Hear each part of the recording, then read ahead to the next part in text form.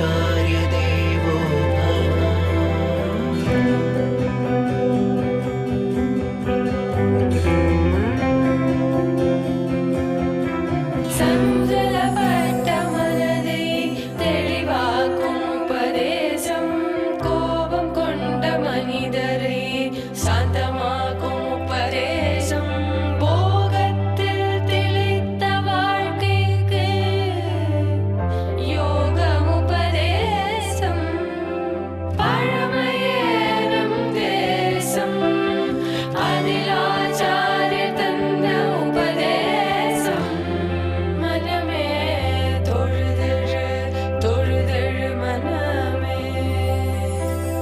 मातृदेवो भव पितृदेवो भव आचार्य देवो भव।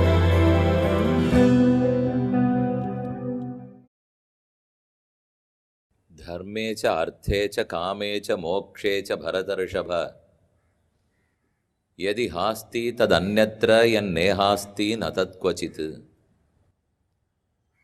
இந்த ஸ்லோகத்தின்படி தர்ம அர்த்த காம மோக்ஷங்கள் 4 புருஷார்த்தங்கள். தமிழில் அறம் பொருள் இன்பம் வீடு என்று கூறுகிறோம். ஒரு மனிதனாலே விரும்பப்படுபவை இந்த 4னுள் ஏதோ ஒன்றோ இரண்டோ. இந்த 4க்குள்ளும் முதலில் இடம்பெறுவது தர்மம். தர்மோ ரக்ஷதி ரக்ஷிதான்னு சொல்லுவார்கள். நாம் தர்மத்தை ரட்சித்தோம் என்னால் அது திரும்ப நம்மை காப்பாற்றும். தரதீதி தர்மஹா, இந்த உலகத்தையே தாங்குவது எதோ நம்மையும் தாங்குவது எதுவோ அதைத்தான் தர்மம்னு சொல்லுகிறோம். தரணம் தாரணம் அப்படின்னா தாங்கிறதுன்னு பொருள். நாம் ஒரு செயலை செய்ய அது நல்ல செயலாய் சமுதாயத்துக்கு பயன்படக்கூடியதாய் சாஸ்திரங்களாலே ஏற்றுக்கொள்ளப்பட்டதாக இருந்தால் அதைத்தான் தர்மம்னு சொல்லுகிறோம். இந்த யுகத்துக்கு ஏற்றா போலே நாம் எளிதில் பகவானை பற்றி அடைவதற்குண்டான வழிமுறைகளை ராமானுஜர் சொல்லிவிட்டு சென்றார், செய்து காட்டியும் சென்றிருக்கிறார். இந்த யுகத்துக்குன்னு இருக்கிற சில குறைபாடுகள் என்ன? புத்தி மந்தமாகிறது, ஆயுள் குறைவாக உள்ளது, பாக்யம் அதாவது முன் ஜென்மங்களில் பெற்று வச்சிருக்கிற புண்ணியங்கள் அவ்வளவாக இல்லை, ஸ்ரத்தை குறைந்து விட்டது. இந்த 4 இந்த கலியுகத்துக்குன்னு இருக்கக்கூடிய கஷ்டங்கள். ஆனால் இந்த 4ஐயும் தாண்டி நாம் பகவானை அடைந்தாக வேண்டும். அதற்காக இந்த கலியுகத்துக்குன்னு சிறப்பான தர்மங்களை ராமானுஜர் கொடுத்துள்ளார். ஆழ்வார்களுடைய 4000 திவ்ய பிரபந்தம், கைங்கரியம், அடுத்து சரணாகதி, இது இத்தனையும் ராமானுஜர் நமக்குன்னு கொடுத்து போந்தவை. இது இத்தனை எங்கே செய்ய வேண்டும்னால் அர்ச்சாவதாரத்தே விக்கிரக ரூபத்தில் இருக்கும் பகவானிடத்தே. நமக்கு புத்தி குறைவா இருக்குங்கிறதுக்காக சம்ஸ்கிருத வேதத்தளவுக்கு சிரமப்படுத்தாமல் ஆனால் அதே பலத்தை கொடுக்கக்கூடிய 4000 திவ்ய பிரபந்தத்தை கொடுத்துட்டார்னு பார்த்தோம். பாக்யம் குறைச்சலா இருக்குங்கிறதுக்காக அதீத தியானம் யோகம்னெல்லாம் சொல்லாமல் கைங்கரியம் செய், தானே அது உனக்கு பாக்கியமாக இருக்கும் என்று கூறினார்னு பார்த்தோம். அப்ப புத்தி குறைவுக்கும் வழி சொன்னார், பாக்ய குறைவுக்கும் வழி சொல்லிட்டார். ஆயுள் குறைச்சலா இருக்கே, அப்ப சட்டுன்னு செய்யக்கூடிய உபாயம் உண்டானால் சரணாகதி தான். மற்றபடி கர்மயோகமோ ஞான யோகமோ பக்தி யோகமோ நீண்ட நெடுங்காலத்துக்கு செய்ய வேண்டியவை. ஆனால் சரணாகதி சடக்கென முடித்து விடலாம். யாருக்குமே தன்னை காட்டிலும் அதீத சக்தி உடையவரா ஒருத்தர் இருந்தால் சட்டுன்னு மொத்தத்தையும் அவரிடத்துல ஒப்படைச்சிடுவோம். நம்மால் ஒரு காரியத்தை பண்ண முடியாதேன்னு கவலையோடு இருக்கும். அந்த சமயத்துக்கு அந்த காரியத்தை நன்னா பண்ண தெரிஞ்ச ஒருத்தர் வரார். நிச்சயமாக அவரிடத்துல பொறுப்பை ஒப்படைச்சிட்டு நிம்மதியாக இருக்க மாட்டோமா? அதே போலத்தான் சரணாகதி. நாமே நம்ம ரட்சித்து கொண்டு மோட்சத்துக்கு போகிறதுங்கிறது சிரமம், அது அரிது. ஆனால் பகவானுக்கு முக்தி கொடுப்பது மிகவும் எளிது. மேலும் அவர் நம்மோட தொடர்பு இருக்கிறதுனாலே, நமக்கு தாயின் தந்தையுமா இருக்கிறதுனாலே நான் செய்யறேன்னு சந்தோஷமாக ஏற்றுக்கொள்ளுகிறார். செய்வதற்குண்டான சக்தியும் உடையவர். அப்போ அவரிடத்தில் சமர்ப்பிச்சு விடுறது தானே நல்லது. அதனால எளிதில் பற்றக்கூடிய உபாயமாய் சரணாகதியை சொன்னார். ஸ்ரத்தை இல்லையே, ஒரு ஈடுபாடு இல்லாமல் சிரமப்பட்டு இருக்கோம் என்னால் அர்ச்சாவதாரம் தான் ஸ்ரத்தையை வளர்க்கும். அர்ச்சைங்கிறது விக்கிரக வடிவத்தில் இருக்கிற பகவான். ஸ்வயம் வியக்த க்ஷேத்திரங்கள்னு உண்டு, தானே உருவானவை. ஆர்ஷங்கள் தெய்வங்கள்னு உண்டு, தெய்வங்களாலே பிரதிஷ்டை செய்யப்பட்ட விக்கிரகங்கள், ரிஷிகளாலே பிரதிஷ்டை செய்யப்பட்டவை. கடைசியா மானுஷம், மனிதர்களான நம்ம போன்றவர்களால் செய்யப்பட்டவை. இதில் எந்த விக்கிரகமாக இருந்தாலும் அது ஆகமப்படி பிரதிஷ்டை பண்ணப்பட்டிருக்கு. சிற்பி ஆனந்தமாக ஆசையோடு பண்ணியிருக்காருனாலே தானே ரொம்ப அழகாத்தான் அந்த விக்கிரகம் வந்துடுவார். எங்கும் அது இந்தந்த திவதேசத்து விக்கிரகம் திருமேனி மட்டும்தான் இல்லை. எங்கேயோ கிராமத்தில் ஒரு கோவிலில் பெருமாள் இருப்பார், 22 அடிக்கு அகலமாக சயனிச்சுட்டு இருக்காராம். பார்த்தாலே நெஞ்சே கொள்ள போகிறதாம். அப்போ போய் சேவிக்கிறச்சே, இந்த இடத்துல ஒன்றுமே இல்லாத இடத்துலையா இப்படி சயனிச்சுட்டு இருக்கார் அப்படின்னு நமக்கே ரொம்ப ஆச்சரியமாக இருக்கும். அந்த அர்ச்சாவதாரம் நமக்கு இருக்கிற ஐயங்களையெல்லாம் போக்கும், பகவானிடத்தில் ஈடுபாடை தானே ஏற்படுத்தும். நமக்கு எந்த பாக்கியம் இல்லாட்டா கூட அது பாக்கியமாக இருக்கும். சரணாகதி அவரே ஏற்றுக்கொள்ளுவார். இது இத்தனை பெருமைகளும் அர்ச்சாவதாரத்தில் கோயில் கொண்டிருக்கும் விக்கிரக வடிவத்துக்கே உள்ளது. இது ராமனுக்கோ கண்ணனுக்கோ கிடையாதானால் இருந்திருந்தாலும் நாம் அவருடைய காலத்தில் இல்லை. வைகுந்தநாதனுக்கு இல்லையானால் இருக்கலாம். நாம் இப்போ சட்டுன்னு வைகுந்தத்துக்கு போய் என்னான்னு பாத்திர முடியாது. பார்க்கடல்ல சயனிச்சுருக்கிற வாசுதேவனுக்கு இல்லையா? இருக்கலாம். பார்க்கடல் எங்கே இருக்குன்னே நமக்கு தெரியாது. நம்ம உள்ளூர உள்ளத்தில் இருக்கிற பகவானுக்கு இல்லையா? இருக்கு. உள்ளத்தில் இருக்கிறவரை பார்க்கறதுக்கு அந்த அளவுக்கு யோகம் நமக்கு வேணுமே. நம்ம யார் இப்போ யோகிகள் இல்லை உள்ள இருக்கிற பெருமானை பார்க்க? அப்போ கண் கொண்டு பார்க்கறதுக்கு, தொட்டு பார்க்கறதுக்கு, பிரசாதத்தை சமர்ப்பிக்க, புஷ்பத்தை சமர்ப்பிக்க, நன்னா வாயார பாட, அவருக்கு புறப்பாடு கண்டருளி பல்லக்கில் வச்சுன்னு எங்கேயும் போக, அவருக்கு வெவ்வேறு திருக்கோலங்கள். இன்னைக்கு பட்டாபிஷேக ராமருங்கிறா, நாளைக்கு கோதண்ட ராமருங்கிறா, நாளன்னைக்கு கோவர்தன கிரிதாரிங்கிறா, ஒரு நாள் ஏணிக்கண்ணன்கிறா, ஒரு நாள் தவழ்ந்த கண்ணன்கிறா. எல்லாரையுமே சேவிச்சுக்கிறோமே. இந்த விக்கிரக ரூபத்தில் பெருமான் செய்யாதது நமக்கு இல்லை. ஆகவே அர்ச்சை தான் இந்த கலியுகத்துக்கு சிறப்பு அப்படிங்கிற 4வது வழியை ராமானுஜன் நமக்கு சொல்லி கொடுத்திருக்கார். அந்த பக்தி உள்ளூர நிரம்ப நிரம்ப பூரோத்பீடைய தடாகஸ்ய பரீவாகா பிரதிக்கிரியான்னு சொல்லுவா. குளம் முழுக்க ஜலம் நிரம்பிப்படுத்தினால் அது தானே மதகுகள் வழியாக வெளியே வரும்.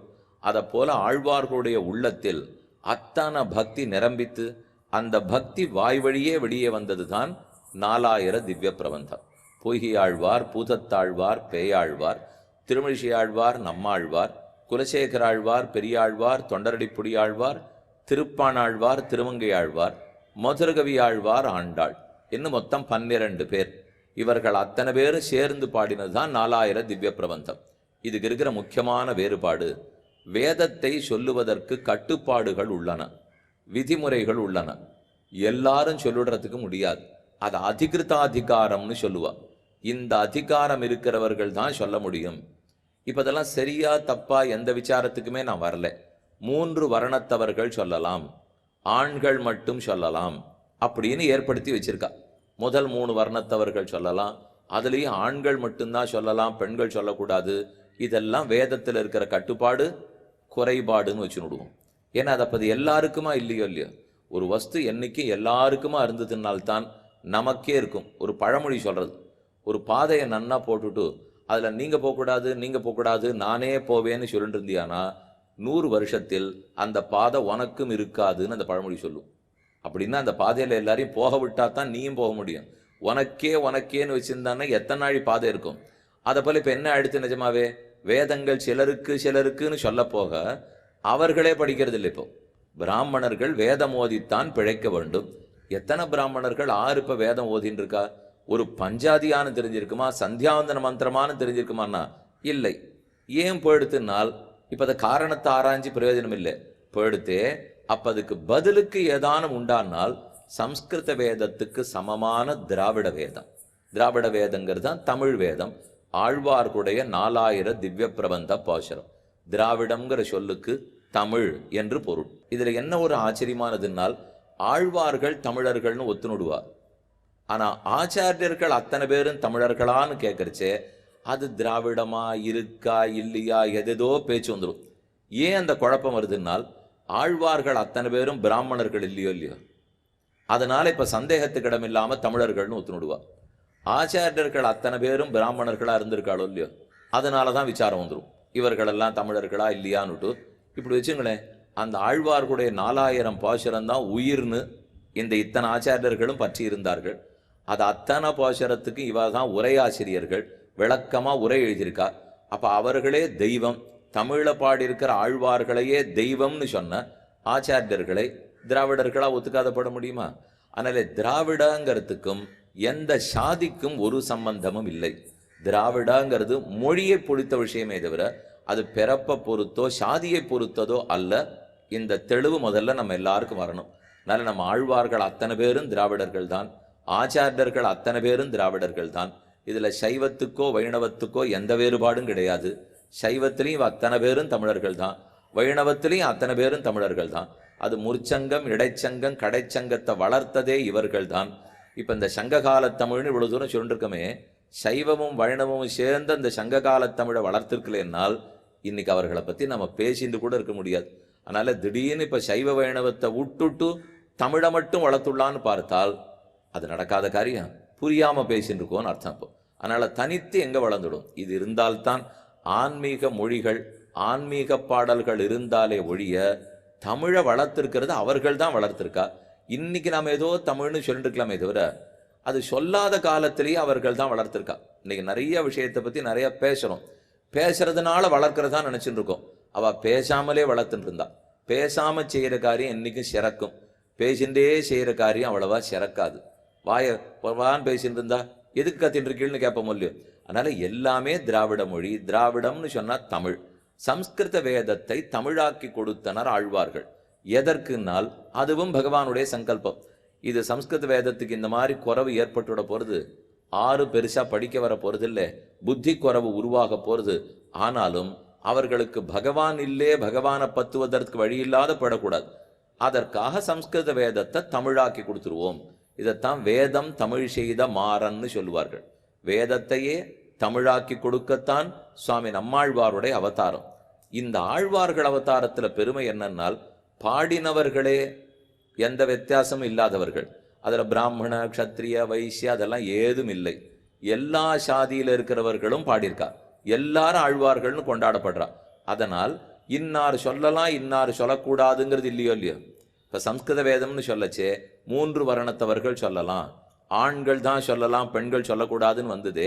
அதை போல தமிழ் வேதத்துக்கு வருமானால், சுவாமி பாடியிருக்கிறவரே அப்படி இல்லையே. பாடியிருக்கிற திருமங்கி ஆழ்வாரே கள்ளர் குலத்துல பிறந்தவர், பாடின திருப்பாணாழ்வாரே பாணராக பிறந்தவர், பாடின ஆண்டாளே பெண்ணாக பிறந்தவள். அப்படி இருக்கிறச்சு ஆறும் சொல்லலாம்ங்கிறது கிடைச்சிருத்தோ இல்லையோ. இந்த மாறுதலை கொண்டு வந்தது பெரிய புரட்சி. ராமானுஜர் புரட்சி பண்ணிவிட்டார், புரட்சி பண்றாருங்கிறமே. என்ன புரட்சிங்கிறது கொஞ்சம் தெளிவா உள்ள போய் தெரிஞ்சுப்போம். முதல் புரட்சி அனைத்தும் சம்ஸ்கிருதத்தில் இருந்ததே தாராளமா தமிழை இனிமே ஓத போறோம், கோவில் கோவிலா இனிமே தமிழ் பாசுரங்கள் பாடப்படும்னு ஏற்படுத்தினார். சுலபமா இருந்திருக்கு. அந்த நாள்ல எவ்வளவு கஷ்டமா இருந்திருக்கும். இன்னைக்கு எல்லாமே சம்ஸ்கிருதத்திலேயே இருந்த காலம். இப்ப கூட கோவில்ல போய் அர்ச்சனை பண்ணினால் எத்தனை கோவில்கள்ல தமிழ்ல அர்ச்சனை பண்றா? நடுவுல அரசாங்கத்திலேருந்து பலகை போட்டிருந்தா, தமிழில் அர்ச்சனை செய்யப்படும் அறிவிப்பு பலகை இருந்தது. பண்றாளான்னு கேட்டா இன்னும் பண்ணலையோ இல்லையோ. ஏன் தெரியுமா பண்ண முடியல? அந்த சம்ஸ்கிருத நாமாவளியை வைத்துக்கொண்டு அதை அப்படியே தமிழ்ல மொழிபெயர்க்கலாமான்னு பார்த்துட்டு இருக்கா. அப்படி பார்த்தா அது வரவே வராது. ஏன்னா அது ஏதோ ரிஷிகள் சாத்திருக்கிற நாமங்கள். நாம் அதை போய் திடீர்னு இப்போ மொழிபெயர்க்கிறோம்னா தப்புந்த வருமா ஆயிடும். அப்ப என்ன செய்யணும்? ஆழ்வார்களுடைய 4000 திவ்ய பிரபந்தத்தை வைத்துக்கொண்டு அதுல எந்தெந்த தமிழ் பெயர்களை ஆசாசையாவா பாடியிருக்காளோ அதை தொகுத்து 108ன்னு ஆக்கினீர்கள்னால் தாராளமா பெருமாள் ஏத்துப்பார். ஏன்னா அவர் யார் கொடுத்தா ஏத்துப்பார்? நானும் நீங்களும் கொடுத்தா ஏத்துக்க மாட்டார். ரிஷிகள் கொடுத்தா அவனுக்குன்னு இருக்கிறவர்கள்னு தெரியும் ஏத்துப்பார். ஆழ்வார்கள் கொடுத்தா தனக்குன்னு இருக்கிறவான்னு தெரியும் ஏத்துப்பார். நம்ம கொடுத்தோம்னால் இவன் ஏதோ இன்னைக்கு கொடுத்துட்டு நாளைக்கு எதையோ கேட்கறதுக்காக இவன் கொடுக்குறான், அதனால இவன் கொடுக்கறதை ஏத்துக்க போறதான ஒரு தோணி போடும். அதற்காக பாழ்வார் பாடல் தொகுப்புலேருந்தே நாமங்களை எடுத்துட்டோம்னு வச்சுங்க, அப்ப வேலை ரொம்ப சுலபமா போயிடும். அதை மெனக்கடுறதுக்கு ஒருத்தரும் தயாரா இல்லை. அதனாலதான் தமிழர் அர்ச்சனை இன்னும் வரல. அரசாங்கத்திலேருந்து பண்ணணும்னால் இந்தாங்கோ பாசுரங்களை எடுத்துங்கோ, அதை உட்காந்து 108 திருநாமத்தை தேர்ந்தெடுத்து கொடுங்கன்னுட்டால் தாராளமா ஆயிட போறது. அந்த வேலை இன்னும் நடக்கல. தமிழ்ல போடணும்னு சொல்லிடுறாளே தவிர அந்த தமிழை வளர்த்த ஆழ்வார்களை போற்றினாத்தான் அது கிடைக்கும்னு ஒத்துக்கிற மனப்பான்மை வரணுமே. அந்த மனப்பான்மை வந்ததுன்னா தானே அத்தனையும் சரியா போடும். யாருக்கு வர்றது போட்டோம், நமக்கு வரட்டும். யாருக்கோ வர்றதை பத்தி இப்ப கவலை இல்லை, நமக்கு அந்த மனப்பான்மை வரணுமோ இல்லையோ. அப்ப ஆழ்வார்களுடைய பாசுரங்களை சர்வாதிகாரம்னு சொல்லுவா. சர்வாதிகாரம்னா யாரும் பாடலாம், எப்போதும் சொல்லலாம். சம்ஸ்கிருத வேதத்துக்குண்டான குறவோ அதற்கு இருக்கிற கட்டுப்பாடுகளோ இதற்கு கிடையாது. ஒரு வித்தியாசம். 2, பாடினவர்களே அப்படியே பிராமணர்கள்ங்கிறது இல்லை, அனைவரும் பாடியிருக்கிறார்கள், அதனால ஏற்றுக்கொள்ளத்தக்கது. திவ்ய பிரபந்தத்துக்கு இருக்கிற 3வது பெருமை, வேதங்கள் அத்தனையும் பகவானை எட்டாக்கனின்னு சொல்லும். ரொம்ப தள்ளி இருக்கார், ரொம்ப பெரியவர், அவர் தான் உலகத்தையே படைத்திருக்கார், ஆஹா ஓஹோன்னு சொல்லும். ரொம்ப உயரமா உயர்த்தி ஒருத்தரை சொல்லிட்டு இருந்தாலே நான் கிட்டக்க போறதுக்கு பயப்படுவேன். என்ன, நான் ரொம்ப தாழ்ந்திருக்கேன், அவர் ரொம்ப உயரத்தில் இருக்காருன்னு சொல்ல சொல்ல ஒரு இனம் புரியாத பயம் எனக்கே வந்துவிடாதா? அப்ப நானாவே விலகிடுவேன். அண்ணா சுவாமி தள்ளி இருந்து கை கூப்பிட்டு போடுவோம் அப்படின்னுட்டா அப்புறம் எப்படி சரணம்னு வருவான்? ஒருத்தன் சரணம்னு கிட்டக்க வரணும், அவரிடத்துல வந்து ஆசைப்படணும், அவரை பத்தி தெரிஞ்சுக்கணும், பேசணும்னால் அப்ப ஒரே வழி, அவர் எளியவர்னு சொல்லி கொடுத்தா தான் வருவோம். அவரை பெருமை உடையவர்னு சொல்லட்டும், மறுக்கலை. எத்தனைக்கெத்தனை பெருமை உள்ளதோ அத்தனைக்கத்தனை எளிமையும் உள்ளதுன்னு சொல்ல வேண்டாமா? ஆனா சம்ஸ்கிருத வேதம் முழுக்க பெருமையே பேசிடுத்து, எளிமையை ரொம்ப குறைச்சலா சொல்லித்து. ஆனா ஆழ்வார்களுடைய பாசுரங்கள் பெருமையும் சொல்லிட்டு அதை விட அதிகமா எளிமை சொல்ல வந்தது. அப்பேற்பட்ட பகவான் தான் கண்ணனா அவதரிச்சிருக்கார். அவர் தவழறத பாத்தியோ? அவரை தூக்கி யசோத மடியில வச்சுன்னு கொஞ்சறத பாத்தியோ? அவர் எப்படி வழுக்கு பாறையில மற்ற குழந்தைகளோட வழுக்கின்னு இருக்காருன்னு பார்த்தியோ? தன் கையில இருக்கிற வெண்ணெய் இன்னொருத்தனுக்கு கொடுத்துட்டு எப்படி சாப்பிட்றாருன்னு பார்த்தியோ? ஒரு எடைச்சு அடிக்கிறதுக்கு ஓடி வராள்னா தப்பிச்சு எப்படி ஓடினார்னு பார்த்தியோ? இதெல்லாம் சொன்னா தேவையில்லையே, இந்த பிள்ளை நமக்கு ரொம்ப கிட்டக்க வர்றவர் போட்டிருக்கே, ரொம்ப எளிமையானவரா இருக்காரே அப்படின்னு நமக்கே ஒரு ஆசை வந்து வருவோம் இல்லையோ? அப்ப சம்ஸ்கிருத வேதாந்தம் உயர்த்தி உயர்த்தி பேசித்து. ஆனா ஆழ்வார்களுடைய தமிழ் பாசுரங்கள் எளிமைப்படுத்தி நமக்கு அருகாமையில கொழுந்து வச்சது, அதுவும் பெருமை. மற்றொன்று, வேத காலம்னு பார்த்தீங்கன்னாலே தனிமை. எப்போதும் தனியா உட்காண்டிருக்கணும், தியானிச்சுட்டே இருக்கணும். இதைத்தான் ரிஷிகள் காலத்துல பார்த்துருக்கோம். கங்கை கரையில இருப்பா, யமுனை கரையில இருப்பா, ஹிமாச்சலத்தில் இருப்பா, சித்திரக்கூடத்தில் இருப்பா. இப்ப நம்ம கலியுகத்துக்கு இதை போல தனிமேல கொஞ்ச நேரம் இருந்தாலே நமக்கு இருக்க தெரியாது. ஒரு பக்கம் பேசுறோம், நம்ம குடும்பம் கூட்டு குடும்பம்லாம் கூடாது, நாங்க 4 பேர் இருக்கணும், இவ்வளவு தூரம் சொல்றமே தவிர கொஞ்ச நேரம் இருட்டிலையோ தனிமேலையோ போச்சோன்னா பயப்படுறோம். ஒரு பக்கம் கூட்டு குடும்பம் வேண்டாம், தனியா இருக்கணும்னு சொல்லிட்டோம். அப்படின்னா நிர்பாட்டுக்கு தனியா அப்படி காலார இருட்டில் ராத்திரி 1 மணிக்கு போயிட்டு வரோமேனால் அப்ப மட்டும் கூட்டாளி யாரான்னு இருந்தா தேவையில்லை அப்படின்னு தோண ஆரம்பிக்கிறது. அப்ப நமக்கே கூட தனிமை இன்னைக்கு முடியாது. ஆனா அந்த காலத்துல பார்த்தீங்கன்னா அவ பாட்டுக்கு போவா, தானே தனியா காரியம் பண்ணுவா, யாரையும் பெருசா கூட்டா எதிர்பார்க்க மாட்டா. பழைய காலம்லாம் தனிமையிலே இருந்த காலம். கண்ணனே கீதையில சொல்றச்சே தனிமைய நாடுன்னு சொல்றார். என் பக்தன் தனிமையில இருக்கான், தியானம் பண்றாங்கிறார். இதெல்லாம் ரிஷிகள் காலம். அது தாண்டி ஆழ்வார்கள் காலம் வந்தது பாருங்க. தனிங்கிறத மாத்தி அடியார்கள் குழாங்களையே உடன் கூடுவது என்று கொலோ, மெய் அடியார்கள் தம் ஈட்டங்கண்டிட கூடுமேல் அது காணும் கனிமையானாவதே.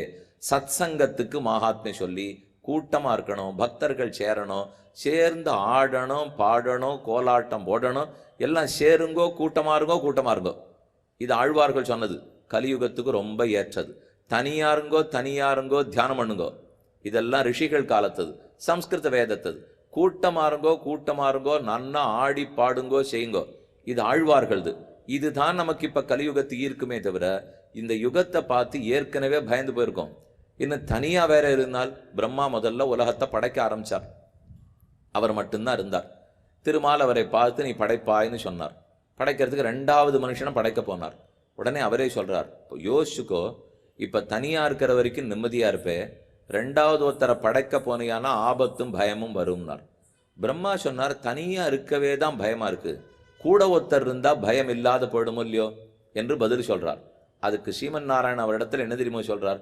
இருட்டில் போனா பயமா இருக்குன்னு சொல்றியே, இருட்டை கண்டு பயப்படுறியா அல்லது இருட்டில் உன்னை அடிக்கிறதுக்கு இன்னொருத்தன் நின்றுட்டு இருப்பான்னு பயப்படுறியா? எதற்கு பயப்படுறோம்? இப்போ இருட்டே நம்மளை அடிக்கும்னு யாரான்னு நினைச்சிருக்கீங்களா? நினைக்க மாட்டோம். இருட்டுக்கு கையங்காலுமா இருக்கு, கட்டையை ஓங்கி அடிக்கிறதுக்கு. இப்போ இருட்டு வழியா போறச்சே ஒரு புலி இருக்குமோ, இருட்டுல போறச்சே ஒரு திருடன் உட்காந்துருப்பாரோ, இருட்டுல போறச்சே ஒரு பேய் பிசாசி உட்காந்துருக்குமோ. அப்ப இருட்டுங்கிறது நமக்கு பயம் கொடுக்கல, அந்த இருட்டுல இன்னொருத்தன் இருப்பானோங்கிறது தானே பயமா இருக்கு. அதனாலதான் பெருமாள் பிரம்மாட்டே அந்த இன்னொருத்தனை படைக்கவே படைக்காதீங்க, நீ இன்னொன்னுத்த படைக்க போனியானா தானே இப்ப பயம் வரும். நம்ம தவிர லோகத்துல ரெண்டாவதே ஒருத்தர் இல்லேன்னு வச்சுங்க, உங்களுக்கு பயமா இருக்குமா? தெம்பா இருக்குமா? வண்டியில நம்ம எத்தனை நாள் புகை வண்டியில சீட்டு வாங்கிட்டு போறோம், கிடைக்கவே கிடைக்காது. இப்படி இல்லை அப்படி இல்லை, 2 பேர் ஒரே படுக்கையில படுத்துங்கோ, அவ்வளவுதான் கிடைக்க போறது சொல்லச்சே. ஒரு நாளாவது இந்த வண்டி முழுக்க காலியா இருக்கிறச்சே நான் போகணும் அப்படின்னு ரொம்ப சொல்லிப்போம், குறைஞ்சிப்போம்.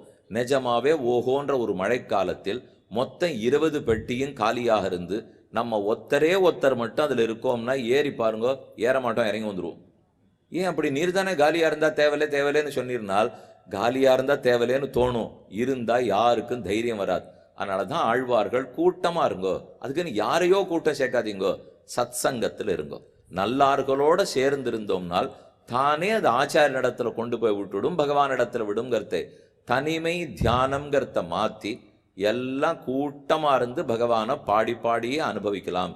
தனித்திருந்து தியானம் பண்றதுக்கு இப்ப நம்மால முடியாது. ஒரு கூட்டமா உட்கார்ந்து சேர்ந்து நாம சங்கீர்த்தனம் பண்ணுன்னா பண்ண முடியும். அதுதான் கலியுகத்துக்கு ஏற்றதே தவிர கிருத்தயுகத்துல எல்லாம் தனிமை, திரேதாயுகம் தனிமை. ஆனா துவாபர யுகம் கலியுகம் வர வர தனிமை இனிமே உதவாது, சேர்ந்திருந்து நன்னா செய்வோம், சத் சங்கத்தால தான் கிடைக்கும்ங்கிறத ஆழ்வார்கள் சொல்லிட்டு போயிருக்கா. இப்படி பல பெருமகள்னு வச்சுங்க. சம்ஸ்கிருதம்ங்கிறது கஷ்டப்பட வேண்டாம், சுலபமா இருக்கும். அதிகிருத்தாதிகாரம் இன்னார் தான் வாசிக்கலாம், இனியார் சொல்லக்கூடாது, கட்டுப்பாடு இல்லை, எல்லாரும் சொல்லலாம். பகவானுடைய பெருமையை சொல்றதை விட அவருடைய எளிமையை சொல்றதுக்காக வந்தது. ஆழ்வார்களே பல சாதியிலும் பிறந்தவர்கள், அதனால எல்லாருமே ஏற்றுக்கொள்ளத்தக்கவர்கள் என்கிற சமதர்சனம் அதுல வந்தது. தனிமையை பத்தி சொல்லி தியானத்தை பத்தி சொல்லாமல் சத் சங்கத்திலே எல்லாரும் கூடியிருங்கோள்னு சொல்லித்து. ஆகவே ஆழ்வார்களுடைய பாசுரங்களுக்கு ஏற்றம். சம்ஸ்கிருத வேதம்ங்கிறது பெருமாள் புறப்பாட்டும் போது பின்னால் வருகிறது, ஆனா ஆழ்வார்களுடைய வேதம்ங்கிறது புறப்பாட்டும் போது முன்னாடி போறது. எந்த கோவில்லையும் புறப்பாடு பாருங்க, ஆழ்வார்களுடைய பாசுரங்கள்லாம் முன்னால் ஓதி கொண்டு போவார்கள், ஆனா சம்ஸ்கிருத வேதத்தை பின்னால் ஓதி கொண்டு வரா. அப்படின்னா அந்த தமிழ் வேதத்துக்கு எத்தனை ஏற்றம் இருக்கணும். வகுளாபரணம் வந்தே ஜெகதாபரணம் முனிம் யஸ்ருதேர் உத்தரம் பாகம் சக்கரே திராவிட பாஷையா. யார் ஒருத்தர் வேதத்தினுடைய உத்தர பாகமாகிற வேதாந்தத்தை தமிழ் பாஷையிலே நமக்காக பண்ணி கொடுத்தாரோ அந்த நம்மாழ்வாரை வணங்குவோம். ஆக தமிழ் வேதத்தின் பெருமை பார்த்துட்டோம். இதுக்கு ரொம்ப புத்தி தேவையில்லை, ஆறும் சொல்லலாம், எளிமையா சொல்லலாம். புத்தி கலியுகத்துல குறைவா இருக்கேன்னு கட்டப்படாதீங்க.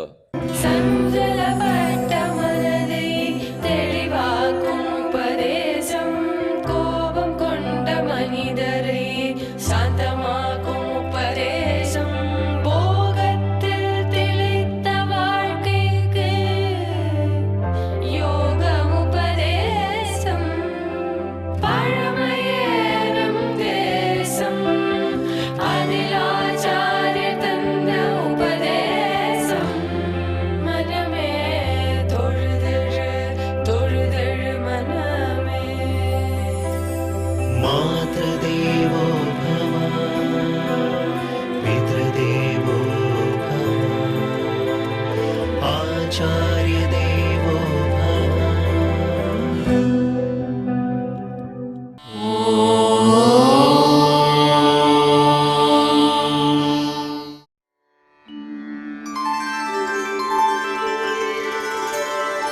विना वेङ्कटेशं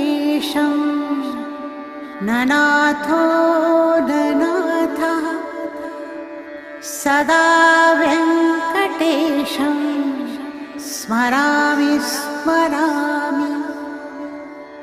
हरे वेङ्कटेश प्रसीद प्रसीद,